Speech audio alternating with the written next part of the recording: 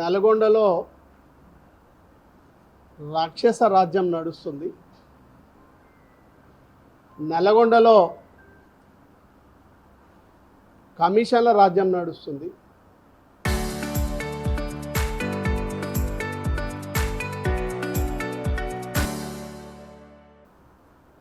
నల్గొండలో అధికారాన్ని అమ్ముకొని డబ్బులు పోగు చేసుకునే రాజ్యం నడుస్తుంది. దీనికి అంతటి కూడా కోమటిరెడ్డి వెంకటరెడ్డి ఎమ్మెల్యేగా మంత్రి అయి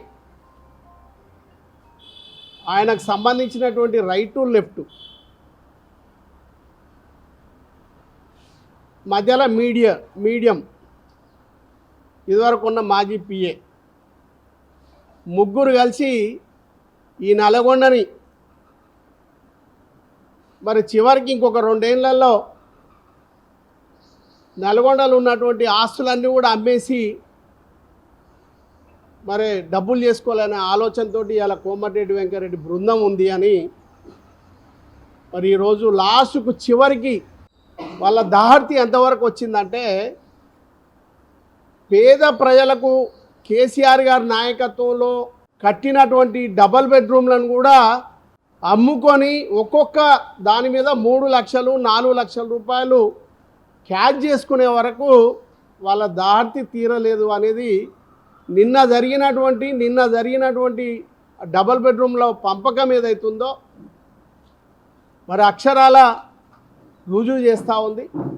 మరి దానిపైన మరి అదేవిధంగా నల్గొండలో మున్సిపాలిటీకి సంబంధించినటువంటి కార్పొరేషన్కి సంబంధించినటువంటి అభివృద్ధి కార్యక్రమాల మీద మరి ఇవాళ నల్గొండ ప్రజలు ఏ విధంగా ఆవేశపడుతున్నారో నల్గొండలో ఉన్నటువంటి ప్రతి 48 వార్డులకు సంబంధించినటువంటి కాంగ్రెస్ గెలిచినా, బీజేపీ గెలిచినా, బీఆర్ఎస్ గెలిచినా, కమ్యూనిస్టులు గెలిచినా, ఎవరు గెలిచినా ప్రతి కుటుంబం ఆలోచనలో పడింది.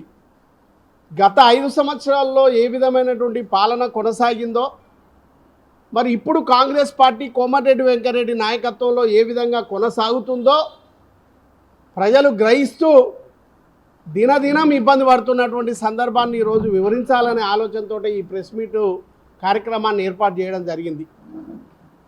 సోదరులారా, నల్గొండ ప్రజల్లారా, ఒక్కసారి ఆలోచన చేయండి.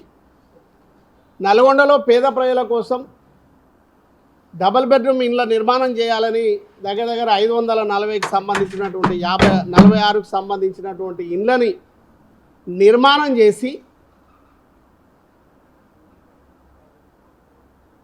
ప్రజాస్వామ్యబద్ధంగా పార్టీలకు అతీతంగా అన్ని రాజకీయ పార్టీలను కూడా ఏకం చేసి ఏ వార్డుకు సంబంధించినటువంటి ఆ వార్డులనే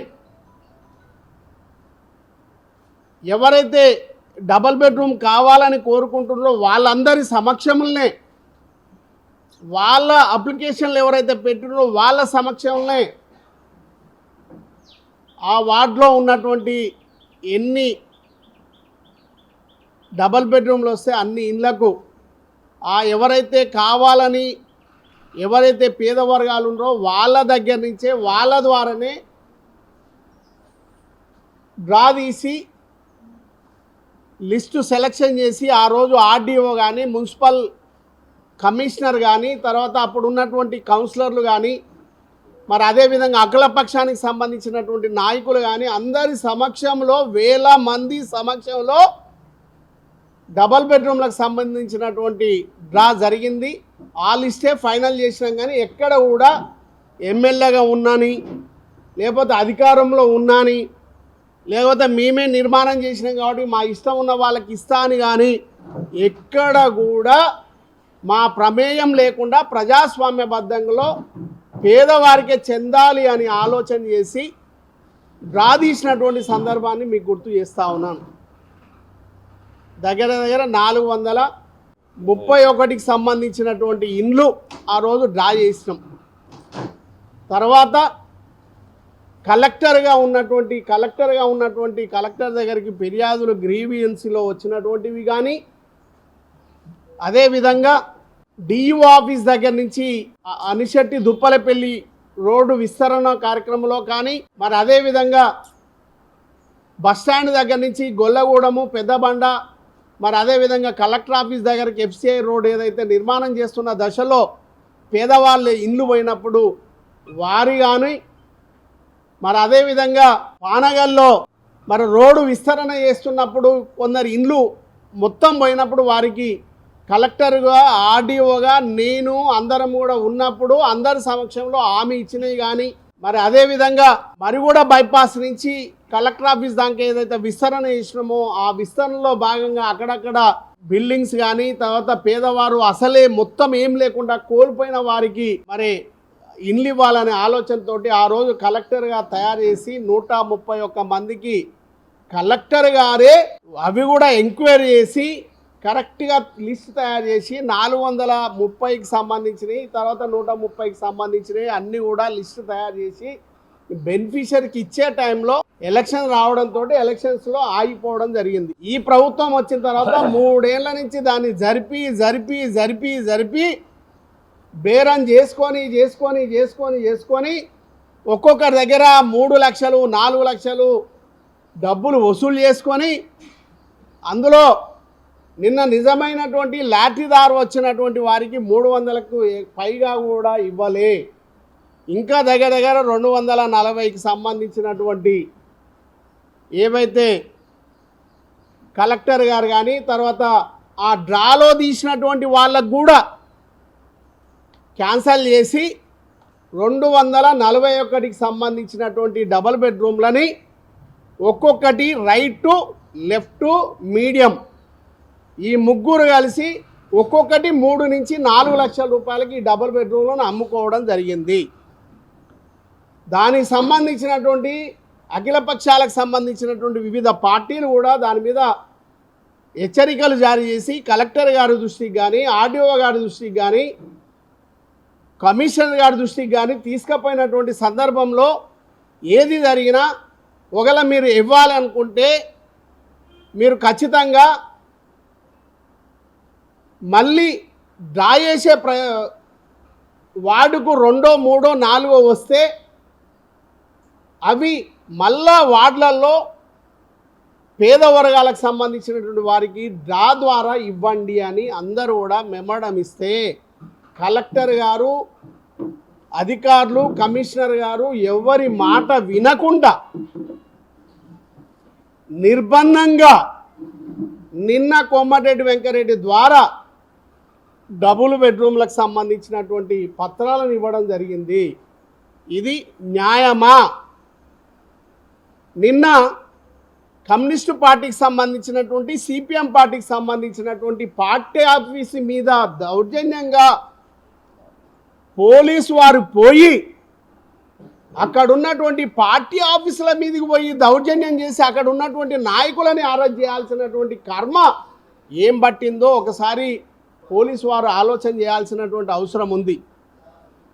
ఇది ఎంతవరకు ధర్మమో ఒకసారి ఆలోచన చేయండి. సిపిఎం పార్టీకి సంబంధించినటువంటి వాళ్ళు అడిగింది ఏంది, పేద వర్గాలకు సంబంధించినటువంటి వారికి న్యాయబద్ధంగా మళ్ళా గతంలో భూపాల్ రెడ్డి గారు ఎమ్మెల్యేగా ఉన్నప్పుడు గతంలో ప్రభుత్వంలో ఏ విధంగా చేసిర్రో ఆ విధంగా మళ్ళా లాఠీ తీయమని అడిగినరు తప్ప దానికి అధికారులు కూడా న్యాయబద్ధంగా చేయాల్సిన దాన్ని పోయి నిన్న కమ్యూనిస్టు పార్టీకి సంబంధించినటువంటి నాయకులని పార్టీ ఆఫీస్ మీద దౌర్జన్యం చేసి ఒక రామణ కాష్టంలాగా ఆ పార్టీ ఆఫీస్ మీద పోయి వారిని అరెస్ట్ చేయడం అనేది కరెక్ట్ కాదు.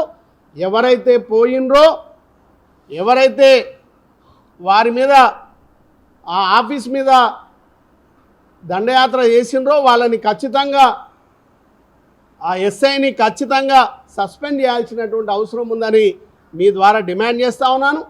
మేము కూడా అవసరమైతే అందరం కలిసి అఖిలపక్షం పోయి డీజీపీకి కాంప్లైంట్ ఇచ్చి ఎట్టి పరిస్థితుల్లో దీన్ని వదిలేది లేదు అనేది కూడా మీ ద్వారా తెలియజేస్తున్నా.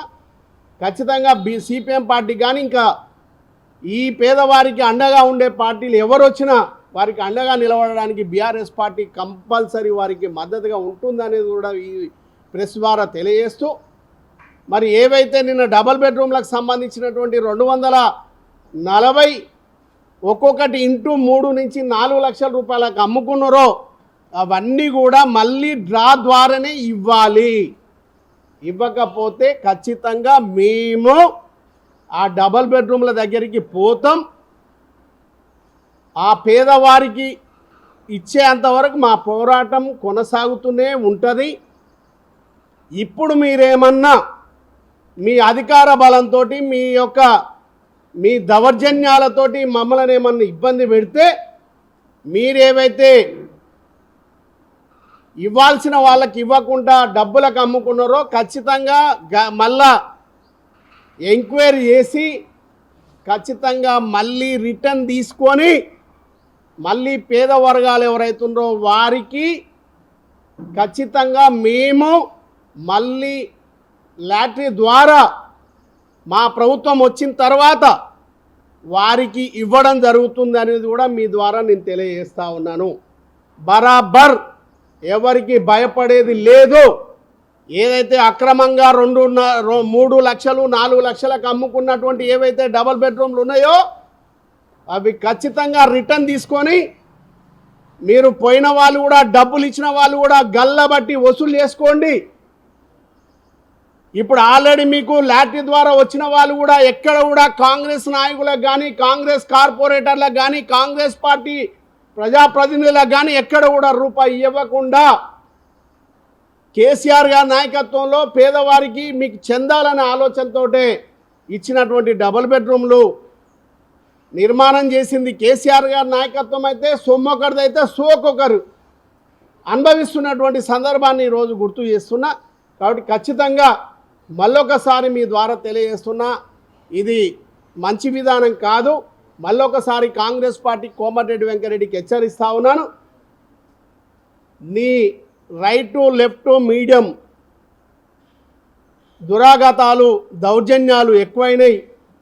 ఎక్కడ గవర్నమెంట్ స్థలాలు ఉంటే అక్కడ కబ్జాలు, ఎక్కడ మీరు వెంచర్లు చేస్తే అక్కడ పక్కనే గవర్నమెంట్ భూమి ఉంటే అలా కబ్జాలలో అది కలుపుకొని మరి వెంచర్లలో కలుపుకుంటున్నటువంటి సందర్భం. కానీ మరి అలా అమృత్ 2 స్కీమ్ కింద మన డ్రైనేజీ 216 కోట్ల రూపాయలతోటి మేము అప్పుడు శాంక్షన్ చేపిస్తే వాటర్కు సంబంధించినవి 56 కోట్ల రూపాయలు శాంక్షన్ చేపించి 13 ట్యాంకులను మేము శాంక్షన్ ఇస్తే మరి అవి న్యాయబద్ధంగా కాకుండా ఎక్కడైతే పేద వర్గాలు ఉన్నాయో, ఎక్కడైతే ఇండ్లు ఉన్నాయో, ఎక్కడైతే రోడ్లు వేయాలనో, డ్రైనేజ్ వేయాలనో, కరెంటు పోల్లు వేయాలనో వేయకుండా మీరు Congress party right to left to medium ఎక్కడైతే వెంచర్లు చేసిండ్రో ఆ వెంచర్లలో రోడ్లు వేస్తున్నటువంటి సందర్భాన్ని గుర్తు చేస్తున్న సోదరులారా, పాత్రికేయ మిత్రులారా, దీన్ని మరి